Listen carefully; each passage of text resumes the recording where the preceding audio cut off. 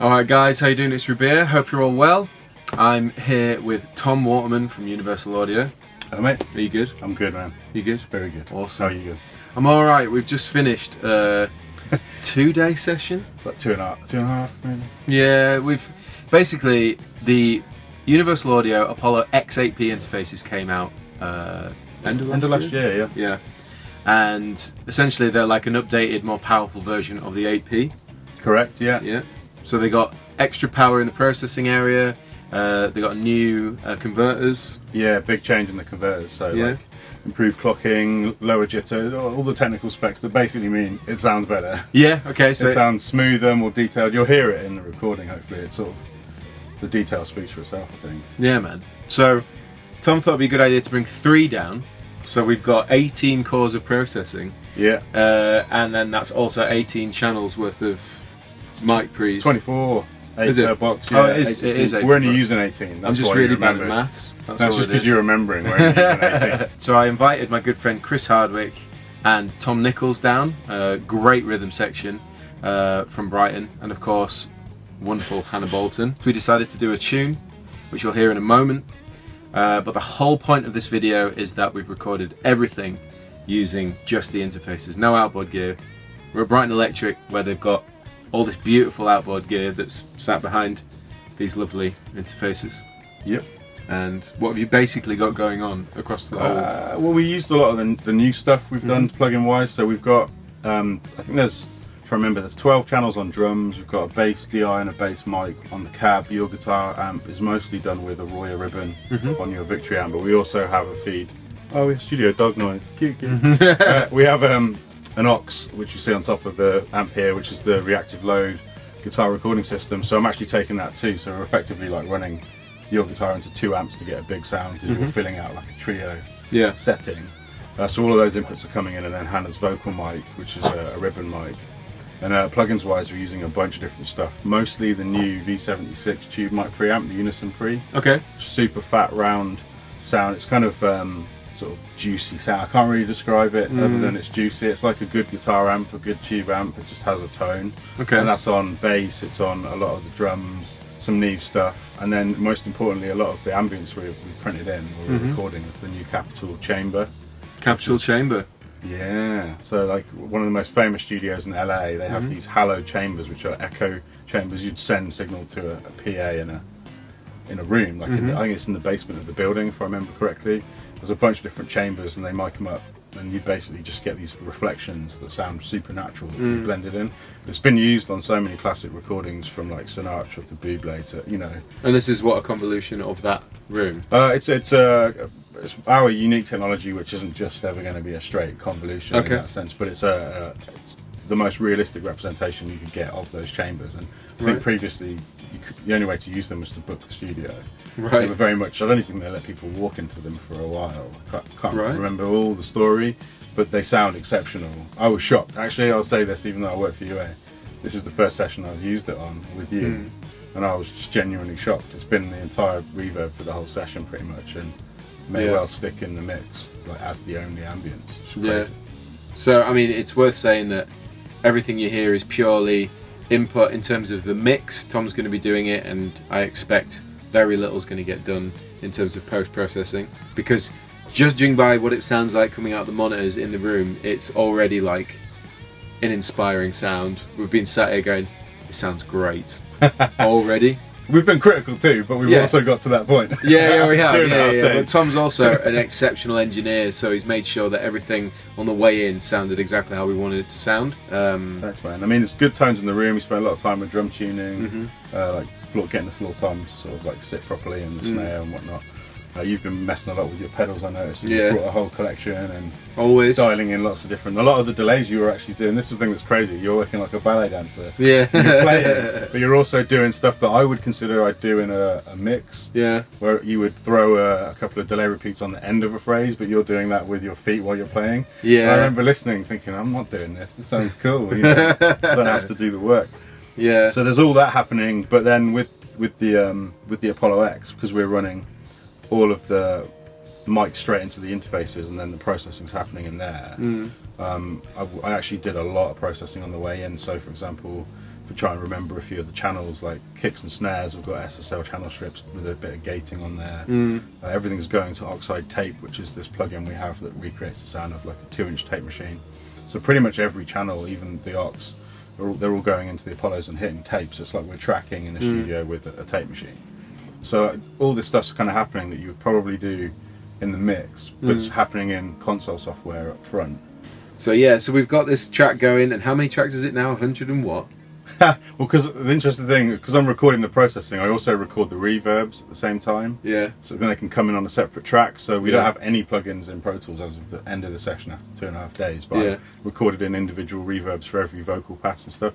But I think we're like 110 tracks or something. 110 tracks. So the track you're going to hear is What Goes Around Comes Around by Justin Timberlake. And it's our own version of it. It's kind of in a similar vibe to Wicked Game, and that kind of chilled out soul R&B kind of thing going on.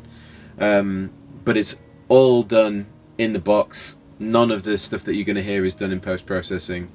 So I guess we sincerely hope you enjoy this cover. Yeah, thanks for listening.